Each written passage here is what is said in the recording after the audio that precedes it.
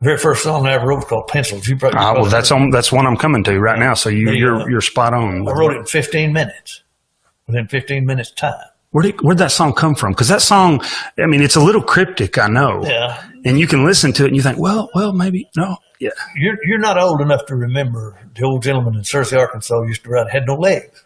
And he rode around on a little flat four-wheel cart thing.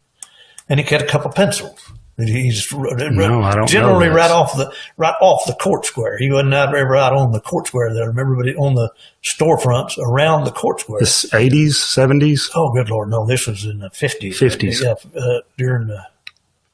But you get these memories, and that's generally where songs come from. Is things you experienced, or at least in my case, that's true. But he rolled around and sell these pencils, out of a little old tin cup. He had a tin cup in there. People come by and just they throw it in that cup, whatever they want to. Get a pencil, and just throw a penny or whatever it was, into that cup. And he never said a word that I remember. I don't ever remember hearing him say anything. Well, the pencil. He said, "Does anyone here need a pencil?" He said that, right? No, he didn't. I'm just kidding. Yeah, he said that. Yeah. But that's where the pencils thing came from. And then the rest of the song, Fairfield, was Fairfield Bay, up around Fairfield Bay, where they sold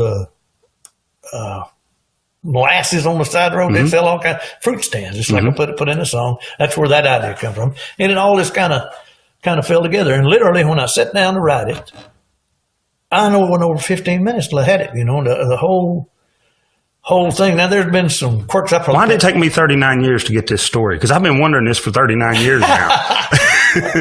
You never asked. It's not.